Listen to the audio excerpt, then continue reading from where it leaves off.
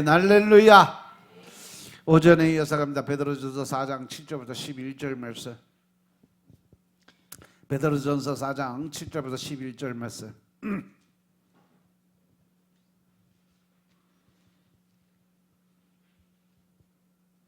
뭐야? 만물의 마지막이 가까웠으니 그러므로 너희는 정신을 차리고 근신하여 기도하라. 무엇보다도 열심으로 서로 사랑할지니 사랑은 허다한 죄를 덮느니라. 서로 대접하기를 원망 없이 하고 각각 은사를 받은 대로 하나님의 각양 은혜를 맡은 선한 청지기 같이 서로 봉사하라. 만일 누가 말하려면 하나님의 말씀을 하는 것 같이 하고 누가 봉사하려면 하나님의 공급하시는 힘으로 하는 것 같이 하라. 이는 범사의 예수 그리스도로 말미암아 하나님이 영광을 받으시기에 하려 함이니 그에게 영광과 권능이 세세에 무궁토록 있느니라. 아멘. 아멘. 할렐루야. 우리 하나님 참 좋으신 하나님이십니다. 이 시간 하나님의 은혜와 평안이 여러분들과 여러분의 가정과 직장과 사업장 그리고 여러분들 자녀들까지 하나님의 은혜가 흐르고 넘치도록 채워지길 주의 이름으로 축원합니다. 자, 따라합니다. 나는 예수님 안에서 모든 사람들을 이해하고 용서하고 사랑하겠습니다. 자, 이제 선포 기도 드립니다. 나서 예수 이름으로 명하노니 내 안에 가난의 영, 채무의 영은 떠나갈지어다. 내 앞에 하나님의 축복을 가로막는 모든 악한 영들은 떠나갈지어다. 내 죄로 인해서 나를 떠나갔던 모든 영권, 인권, 물권의 권세들은 속히 회복되어 돌아올지어다. 아멘. 우리 안엔 모든 가난의 영, 채무의 영이 다 떠나간 줄로 믿습니다. 우리의 빚들은 다 청산되어질 줄로 믿습니다. 하나님의 축복을 가로막는 모든 악한 영들이 떠나가고 나를 떠나갔던 모든 영권, 인권, 물권의 권세 다 회복되어 돌아온 줄로 믿습니다. 할렐루야. 이 시간 하나님께 영광을 드리는 귀한 시간 되시길 제 이름으로 축원합니다. 이 시간은 오전에 이어서 너희는 정신을 차리고 기도하며 근신하여 기도하라 하는 제목으로 말씀을 나누겠습니다. 지금은 마지막 때요. 오늘 이 본문 7절 말씀을 보면 만물의 마지막이 가까웠으니 할렐루야. 이 말씀이 2000년 전에 기록이 돼 2000년 그 이전에 기록된 말씀이니까 그때도 마지막인데 지금은 얼마나 더 가까워졌을까? 그래서 마지막 때에 마지막이란 의미로 말세지말이라는 표현을 많이 써요. 그죠? 그럼 마지막 때를 살아가는 성도들은 어떤 삶이 과연 필요할까? 어제 말씀드린 것처럼 러시아가 우크라이나 이 전쟁을 하는 것도 성경 말씀에 기록된 대로 이루어지고 가고 있음을 깨달으시기 바랍니다. 아멘. 이스라엘 민족이 중동 전쟁을 일으키는 것 자체도 이미 성경에 기록된 것이 이루어지고 있음을 깨달으시기 바랍니다. 따라서 우리가 마지막 때에 우리가 살아갈 수 있는 모든 것은 바로 기도드리는 삶인 것임을 믿으시기 바랍니다. 오늘 7절의 말씀처럼 그러니까 너희는 정신 차리고 근신해서 기도해라. 언제가 가까웠으니까? 마지막 때, 예수님의 재림의 나팔이 불 때. 그래서 우리는 늘 이 성령의 기름을 준비한 자들이 되어야 된다. 그 성령의 기름 부음은 어디서 이루어진다? 기도드리는 데서 이루어진다. 이 베드로는 마지막 때 삶의 원리 중에 첫 번째로 해야 될 일이 뭐다? 기도하는 삶을, 기도드리는 삶을 권면을 하고 있어요. 이 구절에서 정신을 차리라는 말씀을 거꾸로 생각하면, 우리 바꿔서 생각하면 마지막 때에는 사람들이 정신을 차리지 못할 정도로 바쁘게 빠른 세대가 지나가는 그런 삶이 될 거다. 오히려 사람들이 반대로 이야기하면 영적인 그 삶이 아예 없어지고 계시록의 말씀처럼 목마름의 칼에서 이 영적인 목마름을 통해서 다 죽어가는 영들이 생길 것이다 라고 말씀하시는 것처럼 이 마지막 시대에는요 그만큼 이 빠른 세대에 바쁘게 살다가 보니까 하나님과 관계 회복할 수 있는 말씀을 먹고 기도 드리고 하나님과 영적인 관계 회복을 하기 위한 삶을 살 수 없을 정도로 바쁜 시대가 된다는 거예요. 지금 너무 많은 것이 변하고 너무 할 일이 많은 시대예요. 이런 때 무엇보다도 필요한 것이 바로 뭐냐? 기도라는 것이죠. 믿습니까? 기도를 드리면 우리가 어떻게 살아야 할지, 무엇을 먼저 해야 될지, 그리고 우리를 향한 하나님의 뜻이 무엇인지를 깨닫게 될 수 있다는 거죠. 왜? 성령님 우리가 모르는 거 알려주시고, 기억나지 않는 거 기억나게 해주시고, 진리가 무엇인지, 즉 하나님과 예수님의 그 모습이 어떠한 모습인지 알려주고 깨우쳐 주시니까 그것을 통해서 우리가 변화가 될 수 있다는 거죠. 믿습니까? 그래서 사람들은 기도 드릴 때 대개 내 문제를 해결하기 위해서 기도를 드린다고 하는데, 사실 더 중요한 이유는 뭐냐면 문제 해결보다는 삶의 목적, 그리고 하나님의 뜻을 발견하기 위해서 드려야 하는 거예요. 하나님의 뜻을 구하는 것이 기도예요. 내 문제 해결해 달라고 매달리고 땡깡 부리는 것이 기도가 아니라 바로 하나님의 뜻, 이 문제를 통해서 하나님 제가 무엇을 깨닫고 이 문제가 왜 일어났고 이 문제를 통해서 나에게 주시는 말씀이 무엇인지.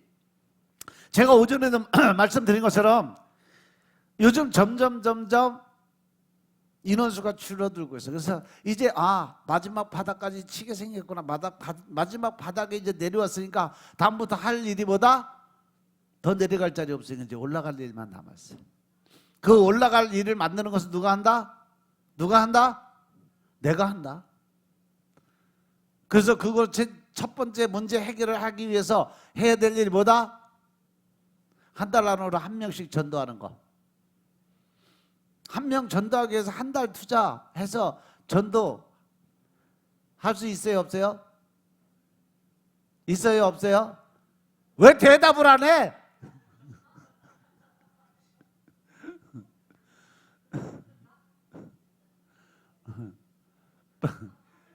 바닥을 쳤으면 이제 올라가야 될 거 아니요. 이제 더 내려갈 자리 없어 이제.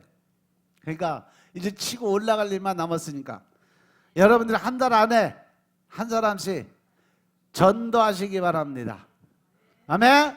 여서를 같이 인사합시다. 한 달 안에 한 명씩 전도합시다. 할렐루야. 말만 하지 않고 행동하지 않으면 뒤진 거요. 그래서 우리는 기도는 힘들 때도 필요하지만 내가 아무리 바빠도 또 아무리 좋은 일이 있어도 늘 하나님과 그것에 그 일에 대해서 어떠한 것인지 확인하는 기도가 반드시 필요하다는 거예요. 믿습니까? 그런데 사람들은 바빠서 기도 드릴 시간이 없다고 얘기하는데, 그런데 바쁠 때일수록 더 열심히 드려야 될 것이 기도인 것임을 믿으시기 바랍니다. 왜냐하면 바쁠 때는 일의 우선순위를 정하는 지혜와 이 짧은 시간에 일을 효율적으로 할 수 있는 능력이 필요한데, 그 능력과 건설을 가지신 분이 누구다? 하나님이시다. 믿습니까? 그래서 여러분들 바쁘고 일이 많을수록 하나님 저에게 지혜를 주시옵소서. 이 일의 순서를 하나님이 정해 주옵소서. 기도드리시기 바랍니다. 마르틴 루터가 종교개혁 때문에 바빠서 잠자는 시간이 6시간에서 3시간, 하루에 3시간씩 자고 기도 드리면서, 그러면서 이 종교개혁에 대한 것을 모든 걸 준비를 했어요. 그러면서 생각한 것이 뭐냐? 3시간 자면서도 그래도 시간이 부족하니까 진짜 바쁘다. 그러니까 바쁘니까 내가 기도를 더 드려야 되겠다고 생각하고 하루 새벽 기도 시간 1시간을 더 늘려버렸어요. 실제로 하루에 2시간씩 자고 일을 했다는 거죠. 그처럼 바쁠 때일수록 더 기도에 중점을 두고 기도 시간이 늘려져야 하나님의 일하심을 깨달을 수 있음을 깨달으시기 바랍니다. 기도는 신앙생활의 가장 중요한 것 중에 하나가 바로 기도예요. 그래서 기독교를 보고 뭐라는지 아세요?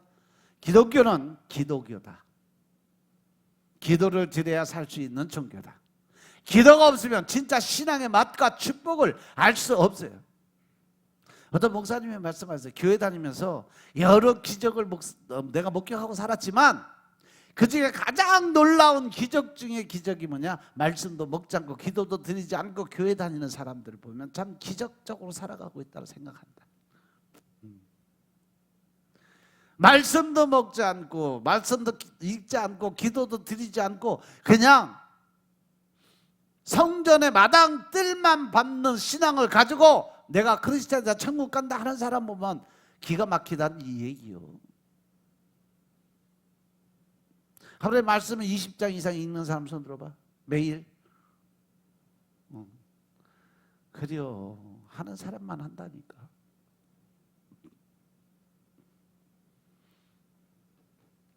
성도는 문제가 있어도 기도 드리고 문제가 없어도 기도를 드려야 됩니다. 이제 기도를 통해서 하나님과 가까워지고 더욱 하나님의 은혜를 체험할 수 있는 여러분의 삶이 되시길 주님으로 축원합니다. 마지막 때를 살아가는 성도에게 어떤 삶이 가장 필요할까? 두 번째, 무엇보다도 열심히 서로 사랑하는 삶을 살아야 된다라고 말씀하세요. 8절의 말씀 보니까 무엇보다도 열심으로 서로 사랑하지, 사랑은 허다한 죄를 덮느니라. 이 구절을 보면 베드로는 마지막 때에 필요한 삶으로 먼저 기도드리는 삶을 살라고 하면서 바로 이어서 무엇보다도 열심히 사랑하라고 하면서 기도보다 사랑을 더 강조를 해요. 그래서 마지막 때 가장 필요한 것이 뭐냐? 사랑이라는 거죠. 근데 곧 하나님은 뭐다? 사랑이다. 즉 하나님과 더 친근한 가까운 그런 삶을 살기 위해서 하나님과 교제의 깊이가 더 깊어져야 되는 거예요. 특히 이 구절에서 열심으로라는 말씀은 이 경주자가 목표를 향해서 아주 절실하고 간절한 마음으로 최선을 다해서 열심히 달려가는 그 모습이 바로 열심이라는 단어로 사용이 되고 있어요. 그처럼 사랑의 목표를 정하고 살아가는 것을 포기하지 말아야 된다는 거죠. 고린도서 13장 4절에 보면 사랑은 오래 참아야 된다라고 말씀하세요. 때로는 올바른 신앙을 위해서 징계와 채찍과 외면이라는 수단을 동원해서라도 사랑하는 마음은 절대 포기하지 말고 예수님이 하나님이 우리를 기다려줬던 것처럼 우리도 기다릴 수 있는 기다림의 신앙을 가지셔야 된다는 사실 명심하시기 바랍니다. 로마서 13장 8절에 보시면 이런 말씀이 있어요. 피차 사랑의 빛 외에는 아무에게도 아무 빚도 지지 말라. 남들을 사랑하는 자는 율법을 다 이루었느니라. 할렐루야. 이 말씀이 결론적으로 뭐예요? 예수님께서 우리에게 내가 너희에게 새 계명을 준다. 그 계명은 뭐예요? 하나님을 사랑하고 이웃을 사랑하라. 결국 사랑하는 자가 모든 이 율법을 이루었다는 말씀은 예수님이 말씀하신 그 말씀 그대로 우리가 살아갈 수 있는 방법은 서로 사랑할 수 있는 마음을 가지라는 거죠. 하나님은 성도들이 빚지는 것을 싫어해요. 왜냐하면 하나님이 빚지는 것을 엄청 싫어하시는 분이세요. 그래서 여러분들이 원하고 바라는 것이 있으면 하나님을 빚지게 하라라는 그러한 말씀도 있어요. 그래서 우리들은 생활 안에서도 빚지지 않도록 열심히 기묘 있게 버는 범위 내에서 살아야 될 줄로 믿으시기 바랍니다. 그런데 사랑은 이 사랑의 빚은요 많이 줘도 좋아요. 사랑은 율법의 완성이니까. 그럼 사랑이 뭘까? 죄와 허물을 들여다보지 않는 거예요. 남들의 허물 잘못된 것을 바라보고 그것을 판단하고 심하고 정죄하는 것이 아니라 그것을 덮어줄 수 있고 생각지 아니하는 거예요. 그래서 사랑은 허다한 죄를 덮는다. 사랑은 만원경으로 보는 것이고 미움은 현미경으로 본다라는 말이 있어요. 겉으로 멀쩡한 것도 현미경으로 보면 세균이 득실득실해요. 그 사람이 현미경으로 보면 허물만 보인다는 거죠. 그런데 얼굴에 큰 점이 있어도 만원경으로 보면 안 보여요.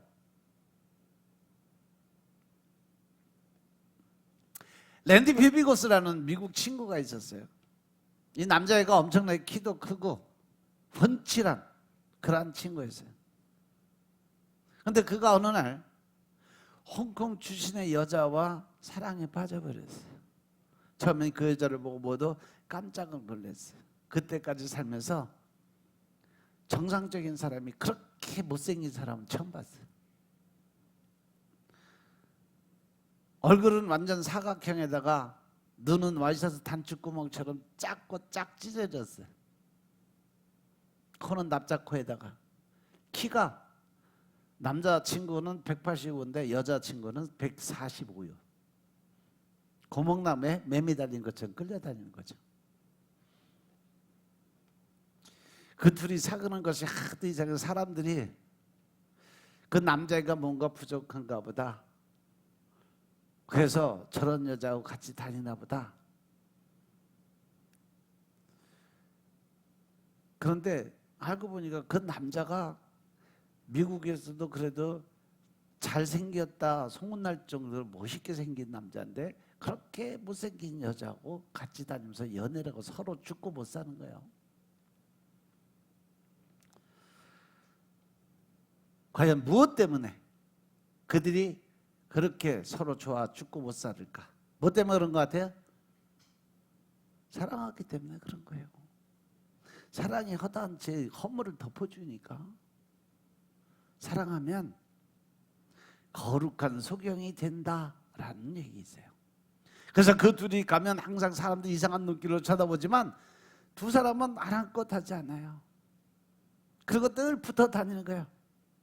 그처럼 사랑하면 아무리 못생기고 아무리 눈가가 쭉 찢어지고 납작코가 돼도 그 허물이 안 보여요. 그냥 사랑스럽고 귀여운 거예요. 우리가 살다 보면 사람들은 다 부족해.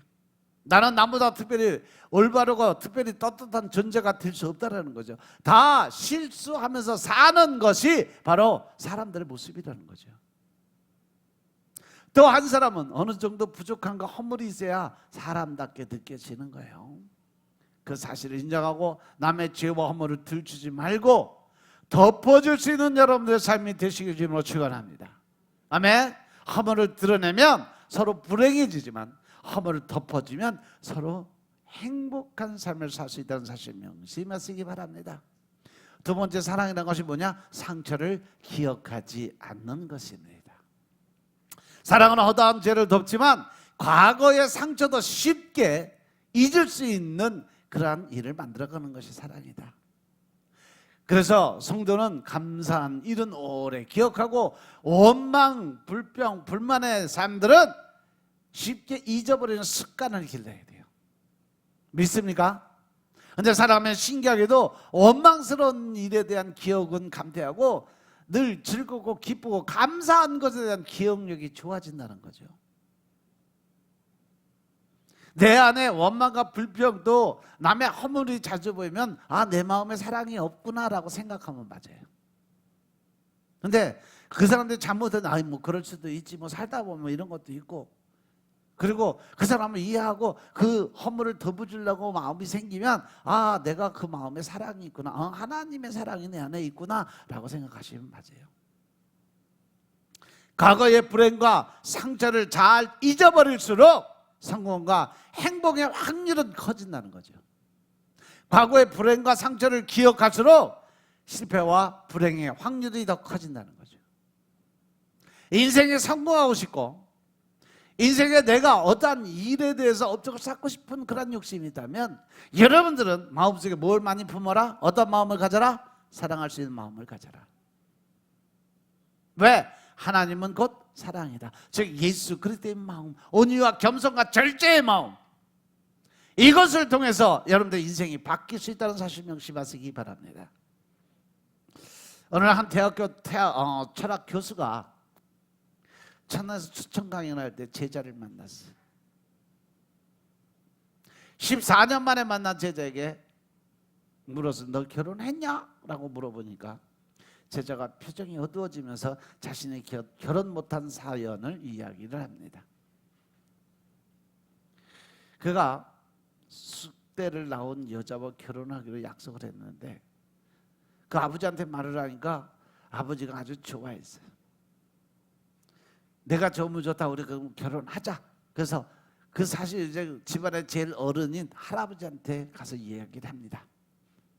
근데 그 할아버지가 좋아하면서 그래, 그래도 우리가 뼈대 있는 집안이니까 볼 건 봐야지. 첫 번째 사주 받아오고, 둘째 집안이 좋아야 되니까 족보를 복사해 가져와라. 뭐 사주 딴자 족보 따지면 힘든 날도 얘기요. 그래서 청년이 대수롭지 않게 그냥 사주 받아오고 족보를 복사해서 갖다 줬어. 그런데 보니까 잘 맞아 둘이. 그 할아버지가 오케이를 했는데 할아버지가 족보를 쭉 들여다보다가 얼굴이 확 변해버렸어. 그래서 이 결혼은 안 된다. 내 눈에 흙이 들어가도 안 된다.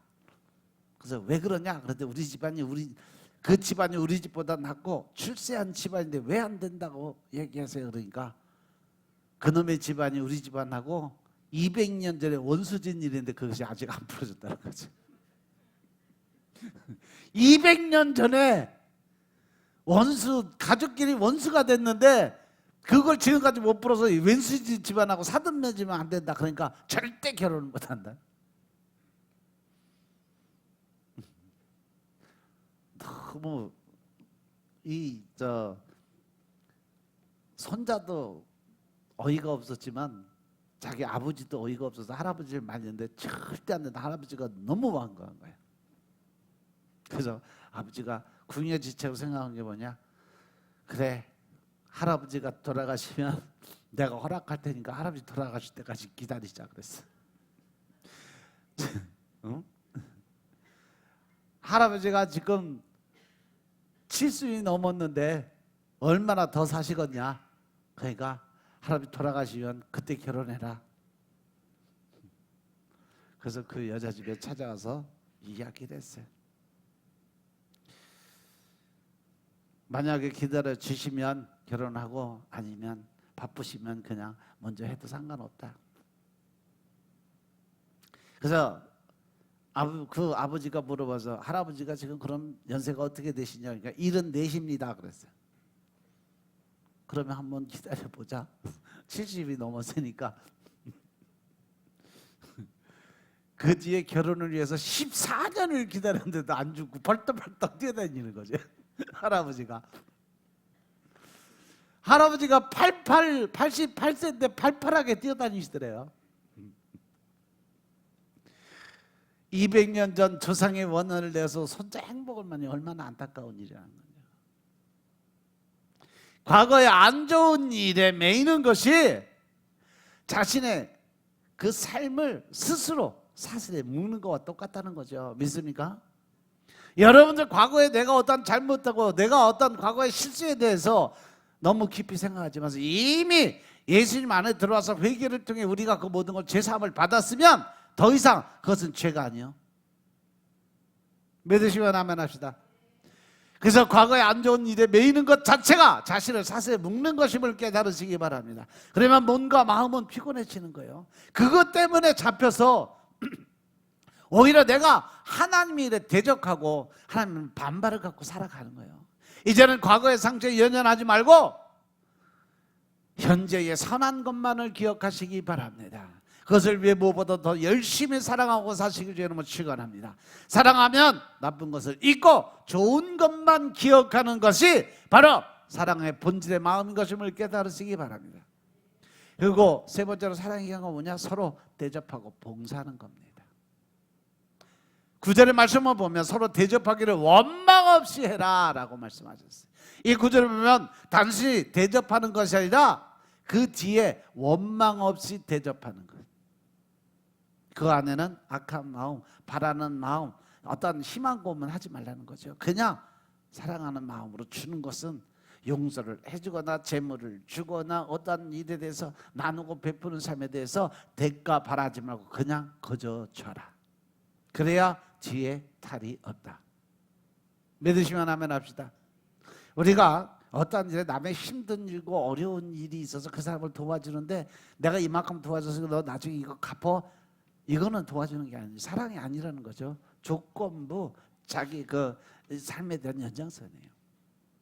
그런데 그냥 이것은 네가 그만큼 힘드니까 내가 어려운 과정에서 그래도 이만큼은 너 도와줄 수 있어. 이건 그냥 네가 필요한 만큼 쓰고 나중에 네가 쓰면 다른 사람들도 그렇게 도와주고 살아. 이렇게 해야 이것이 바로 사랑이 내 마음이라는 걸 깨달으시기 바랍니다.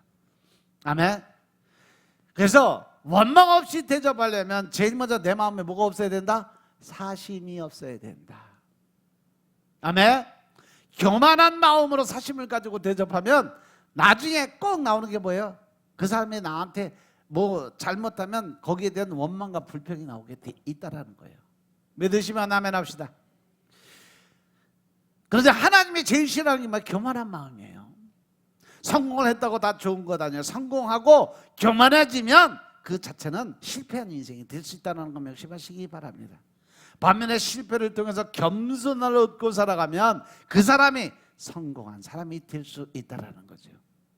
기적을 체험하고 자신이 남보다 영성이 높고 자기만 하나님의 특별한 사랑을 받는 것으로 착각하면 이것이 바로 자만과 교만의 삶, 실패한 삶이고, 기적의 체험이 없어도 겸손함을 잃지 않고 범사에 감사드리면서 사는 사람이 바로 성공한 인생의 삶의 주인공이라는 거 명심하시기 바랍니다. 성도는 더 많이 알고 더 많이 배우고 더 많은 은혜를 받을수록 벼가 이것으로 고개를 숙이는 것처럼 우리가 은혜면 받으면 받을수록 좀 더 겸손해지고 온유해지고 또 사랑과 이해와 용서의 마음이 더 커진다는 사실 명심하시기 바랍니다. 그리고 왜 하나님께서 은혜와 은사를 주셨을까? 10절의 말씀을 보시면 가가 은사를 받은 대로 하나님의 각양 은혜를 맡은 선한 청자이 같이 서로 뭐를 해라? 봉사해라, 섬겨주라는 거예요. 믿으시면 아멘 합시다. 하나님께서 은혜와 은혜를 주신 것은 더 봉사하라는 의미예요. 그래서 아무리 위대한 봉사를 해도 내 힘으로 하는 것이 아니라 하나님께서 힘을 주셔서 한다고 생각을 해야 된다는 거죠. 그런 자세가 없으면 다툼과 갈등과 상처가 끊이지 않게 되어 있다는 것입니다. 우리가 교회에서 제일 무서운 마귀가 무슨 마귀일까? 신앙생활하면서 여러분들 안에 가장 무서운 마귀가 무슨 마귀요? 여러분들의 마음을 좌지우지 흔들 수 있는 섭섭마귀요. 그 마귀는 자기를 알아주지 않으면 어느새 찾아와서 섭섭함을 불어넣고 갈등과 불평을 일으키게 만드는 것이 섭섭마귀가 하는 일이에요. 근데 그 마귀를 어떻게 물리쳐요? 11절의 그 말씀처럼 말을 할 때도 하나님의 말씀하신 것 같이 하고 봉사를 할 때도 하나님의 주신 힘으로 해야 된다. 그래서 범사에 예수 그리스도로 말미암아 하나님의 영광을 받으시게 하라. 모든 것은 내가 잘나서 내가 하는 것이 아니라 하나님의 주신 힘으로 했기 때문에 그 모든 영광을 하나님께 올려드리는 삶을 살아가는 것, 이것이 바로 사랑의 진짜 모습이다. 아멘. 그렇게 할 때 그 후반부의 말씀 보니까 예수 그리스도 말미암아 하나님의 영광을 받으시게 하면이 그에게 영광과 권능이 세세에 무궁토록 있게 되는 삶을 살게 되는 거죠. 하나님께서 영광을 받으시는 삶, 하나님께 최고로 영광을 돌리는 길은 바로 내가 예수님을 믿고 서로 사랑하고 헌신하고 섬기는 삶을 살아가는 삶을 살아야 된다. 그처럼 사랑하고 헌신하면 반드시 열매가 있게 되어 있다. 축복을 받는 가장 간단한 길이 있어요. 그것은 내가 모든 사람들을 사랑하고 헌신하고 섬기는 삶을 살아가야 된다. 대접을 받으려고 하면 상처와 불행이 찾아오지만 대접을 내가 하려고 하면 상급과 행복이 찾아온다는 사실이죠. 따라서 여러분들이 진정 복된 삶을 원하신다면 욕심과 자기 중심의 삶을 버리고 언제나 사랑하고 대접하려는 마음으로 살아가야 되는 줄로 믿으시기 바랍니다. 이렇게 보면 어떤 사람들은 참 목사가 실수하는 거 엄청 좋아하는 사람들이 있어요. 왜 그럴까? 목사에 대해 비판하고 판단하고 정죄하려고 하는 게 아니라 그때 실수한 목사님의 인간적인 면을 더 사랑하고 싶은 욕심에서 나오는 생각이에요. 따라서 우리가 부족함을 더 생각하고 더 좋은 신앙인이 되기 위해서 노력하는 삶이라는 것은 뭐냐면 그 사람들의 허물을 좀 더 나은 그들의 장점으로 바꿔서 생각할 수 있는 그러한 삶을 사시기 주님을 축원합니다. 저도 목회를 하다 보면 남이 말하기도 전에 자기의 부족함과 허물을 잘 볼 수가 있어요. 옛날에 자존심이 강할 때 누가 나 잘못했다 그러면 은근히 꼬라지 참 많이 부렸어요. 뭐 청소하려고 그러는데 빗자루 들고 나갔는데 뭐 청소 좀 해줘 그러면 이제 빗자루 던지고 나가버리지. 뭐 하려고 그러는데 이것 좀 해주세요 그러면 알았어 그러고 그냥 가버려요. 왜? 지배받는 게 싫었으니까. 하지만 이제는요, 그냥 해달라고 그러면 오히려 더 많이 해줘요. 더 많이 하려고 노력해요. 이렇게 섬겨주는 자세로 모든 사람들의 본이 될 수 있는 삶을 살아가다 보면 그것이 바로 하늘나라의 상급으로 이어진다는 사실 명심하시기 바랍니다. 그 마음을 받으시는 하나님이 얼마나 기뻐하셨겠냐는 거죠. 우리는 어느 곳에 가든지 주위의 평화와 기쁨과 즐거움을 전해주는 사람들이 돼서 남에게 부담이 되는 존재가 아니라 남에게 사랑받는 존재가 되어야 될 줄로 믿으시기 바랍니다. 그러면 축복의 문은 저절로 열리게 돼 있어요.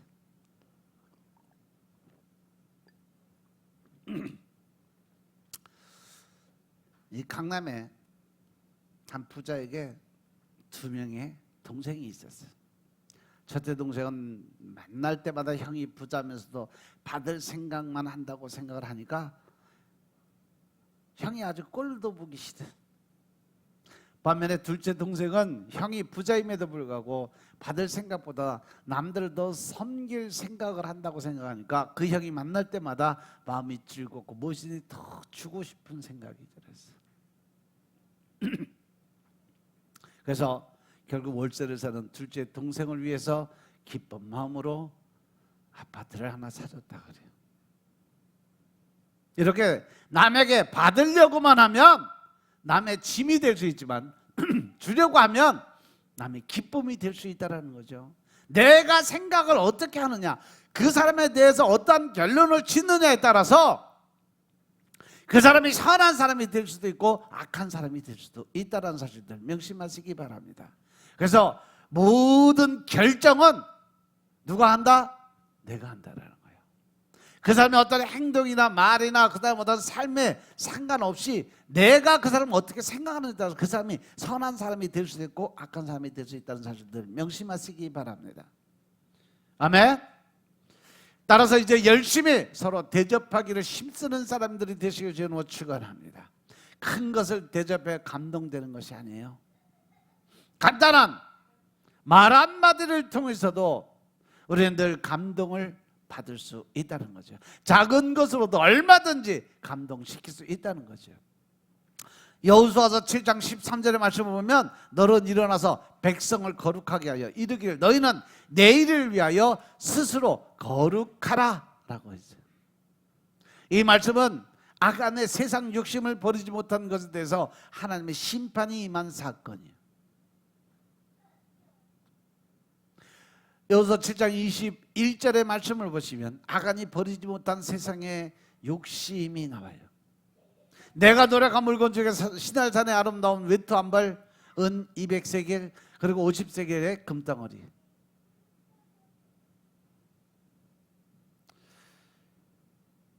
이 말씀은 여호수아서 6장 18절 19절에 보시면 하나님께서 너희는 바칠 물건을 스스로 삼가하라. 너희가 그것을 바치는 그 바친 어느 것이든 취하면 이스라엘 진으로 바침이 되어 화를 당케 할까 두려워하노라. 은, 금, 동, 철, 기구들은 다 여호와께 구별된 것이 그것을 여호와의 곳간에 드릴지라라고 해서 이 말씀이 여리고성을 함락한 후에 모든 전리품들이 하나님의 거니까 구별해서 드리라고 했는데 이 유다 지파 세라의 증손 띠 손자 갈미의 아들 아간이 그 바친 물건을 몰래 훔쳐서 여호와께서 이스라엘 자손에게 진노하게 돼서 아이성 전투에서 패배하게 되는 사건이 벌어졌어요. 이렇게 우리가 세상의 욕심을 가지고 하나님을 바라보게 될 때 수많은 실패를 하게 되어 있음을 깨달으시기 바랍니다. 그리고 실패를 통해서 바로 우리의 영적인 모습을 바라볼 수 있어야 돼요. 내가 얼마나 교만하게 살았는지 돌아봐야 돼요. 내가 얼마나 하나님을 멀리하며 살아왔는지 돌아봐야 돼요. 내가 얼마나 주님의 일에 등한히 생각하면서 살아왔는지 돌아봐야 돼요. 내가 얼마나 하나님의 말씀과 멀리, 하나님과 관계 회복을 위한 기도와 멀리하고 살았는지 돌아봐야 돼요. 그래서 실패를 통해서 그 거룩의 회복이 이루어져야 돼요. 하나님이 지금 거룩하라 하지 마세요. 바로 이러한 것을 말씀하고 계심을 깨달으시기 바랍니다. 이스라엘 민족이 실패한 이유는 뭘까? 바로 그들 안에 있는 거룩함이 깨져버렸기 때문에. 여호수아 7장 11절에 보면 이스라엘이 범죄해서 내가 그들에게 명령한 나의 언약을 어겼고 또한 그들이 온전히 바친 물건을 가져가고 도적질하고 속이고 그것을 그들의 물건 가운데 두었다라고 말씀하셨어요. 하나님은 하나님의 언약을 이들은 이스라엘 백성들이 하나님의 언약을 어겼어요. 하나님의 것을 도적질했어요. 사기쳤다는 거죠. 바로 하나님의 거룩함을 파괴했어요. 하나님의 여리고성을 함락시켰을 때 여호수아 6장 18절 19절에 보면 이스라엘 백성들에게 너희가 그것을 바친 후에 그 바친 것이 무엇인지 취하면 이스라엘 진으로 바침이 되고 화를 닦게 될 거다. 여리고성의 모든 것은 절대로 손대지 말라는 거예요. 왜냐하면 이 모든 것은 다 너희들 것이 아니라 하나님 거기 때문에 그래요. 그런데 이스라엘 백성들은 교만했어요. 자기들이 전쟁을 잘하였고 여리고성을 점령한 줄로 알았어요. 자기들 때문에 승리한 줄 알았어요. 그래서 하나님의 명령을 잊어버렸다는 거죠. 그들은 욕심을 버려야 되는데 버리지 못했어요. 교만을 버려야 되는데 그 교만을 버리지 못해서 그래서 아간이 약간의 물질을 숨긴 거죠. 바로 이것 때문에 그들이 아이성 전투에 실패를 하게 된 겁니다. 따라서 우리가 인생을 살아가면서 어려운 문제가 생기고 어려운 일이 생길 때 그 실패의 원인이 무엇인지를 분명히 알아야 된다는 거죠. 바로 내 안에 하나님의 영인 성령님의 거룩함이 파괴됐기 때문에 우리가 실패하는 거예요. 성공적인 미래를 위해서 내가 성결해야 되는 이유가 세 가지가 있어요. 첫째, 성결하지 않으면 심판을 받기 때문에 그렇습니다. 즉 심판을 받은 물건을 가지고 있는 것이 위험하다는 것이에요. 즉 다시 말해서 하나님이 원하시는 방법을 무시하고 내 생각과 내 고집, 내 욕심을 채우는 것이 위험하다는 거죠. 여호수아 7장 12절의 말씀 보면 그러므로 이스라엘 자손들이 그들의 원수 앞에 능히 맞서지 못하고 그 앞에 돌아섰나니 이는 그들도 온전히 바친 것이 됨이니라. 할렐루야.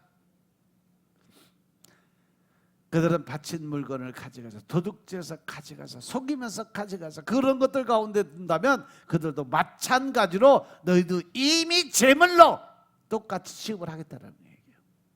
하나님께서 일을 안 하시는 거예요. 그냥 두고 보시겠다는 거예요. 그래서 그들의 원수 앞에 능히 맞서지 못하게 만들어 놓으시겠다는 것입니다. 따라서 우리가 성결하지 않으면 하나님이 동행하지 않으신다는 거예요. 여호수아 7장 그 후반부에 보면 바친 것을 너희 중에서 멸하지 아니하면 내가 다시는 너희와 함께하지 아니하리라. 할렐루야.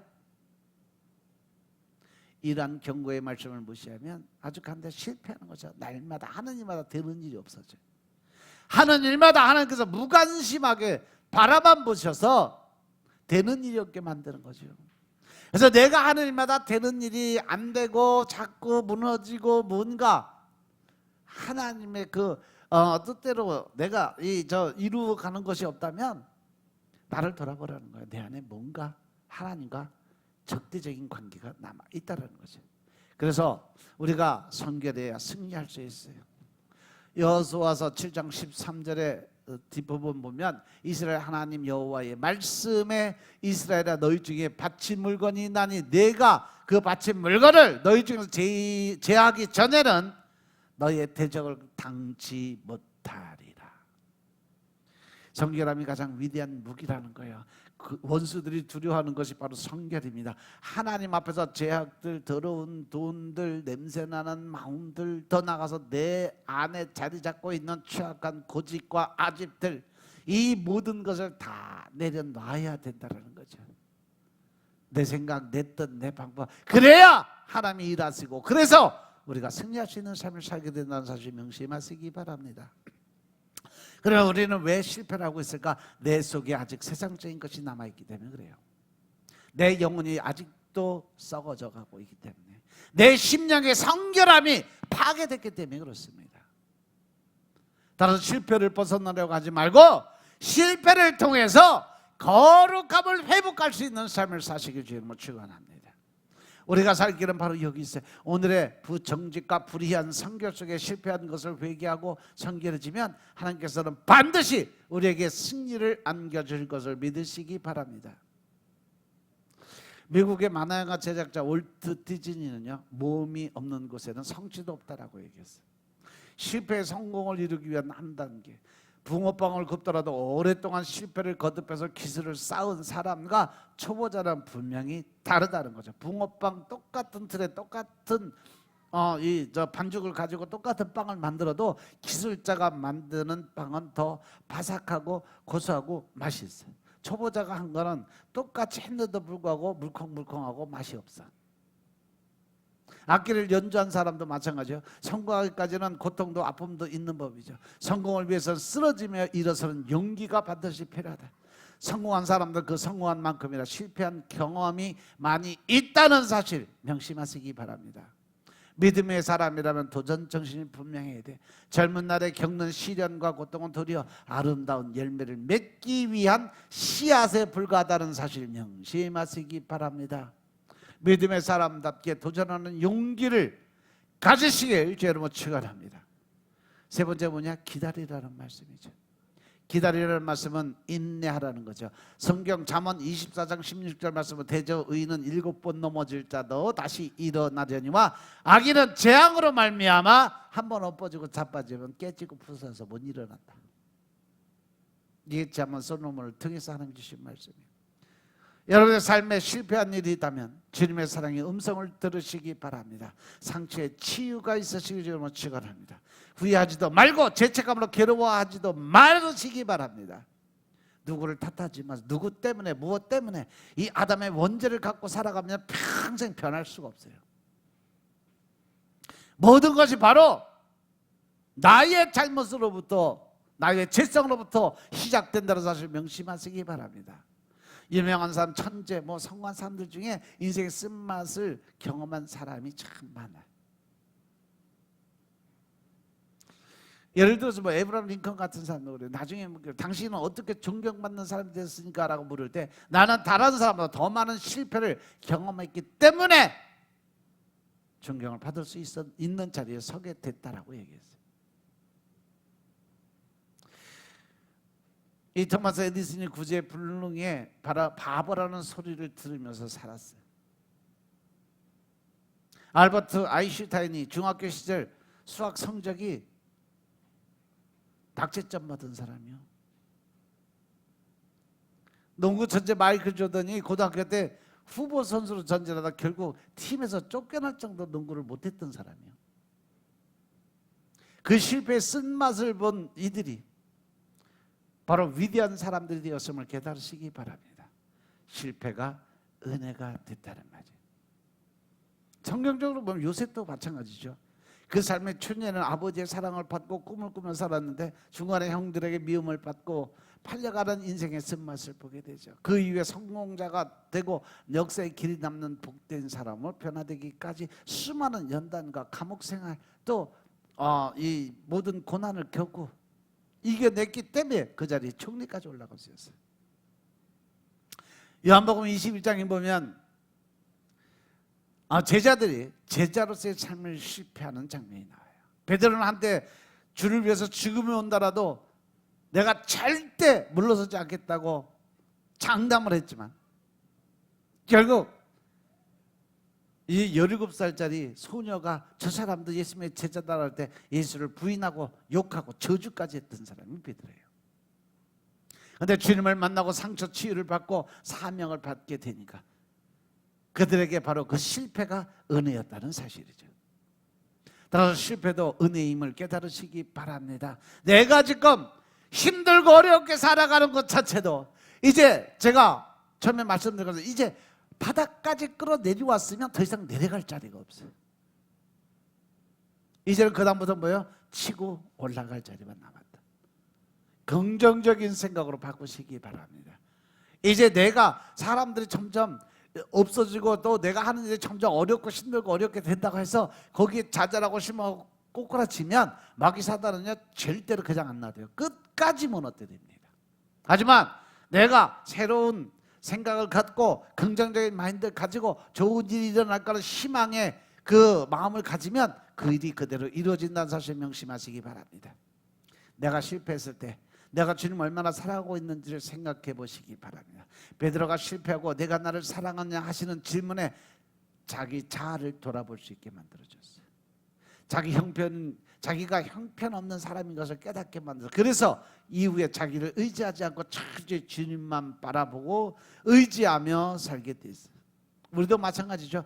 주님은 실패한 우리들에게 묻습니다. 세상이나 세상의 것들을 사랑하지 말고 모든 것에 주인이 나를 사랑할 수 있겠냐 물으시면 여러분 뭐라고 대답을 할 수 있겠냐는 거죠. 이제 여러분들은 실패 속에서 자기를 돌아보고 철저히 주님만 의지하고 새로운 삶의 주인공들이 되시길 주 이름으로 축원합니다. 바로 여러분들의 내려놓음을 통해서 성령님이 일하시게 되고 그 하나님의 일하심이 결국 우리를 성공의 자리로 이끌어진다는 사실 명심하시고 늘 하나님의 의를 드러내고 하나님께 영광을 드리는 시한 삶을 사시길 주 여러분 축원합니다. 기도드리겠습니다. 아버지 하나님 감사드립니다. 오늘도 아버지의 은혜 가운데 우리가 살아갈 때 주님이 축복하시고 믿음 안에서 하나님의 영적인 권세와 능력자가 될 수 있도록 도와주시니 감사합니다. 이제 나눈 주권의 안에 계신 예수님의 삶을 살 수 있도록 축복하시고 이 더 큰 하나님의 사랑을 나누고 베푸는 자리에 설 수 있도록 주님이 역사하여 주시옵소서. 내 안에 계신 성령님의 일하심이 나타내 보일 수 있도록 주님이 축복하옵소서. 모든 말씀 우리 주 예수 그리스도의 이름으로 감사드리며 기도드렸사옵나이다. 아멘.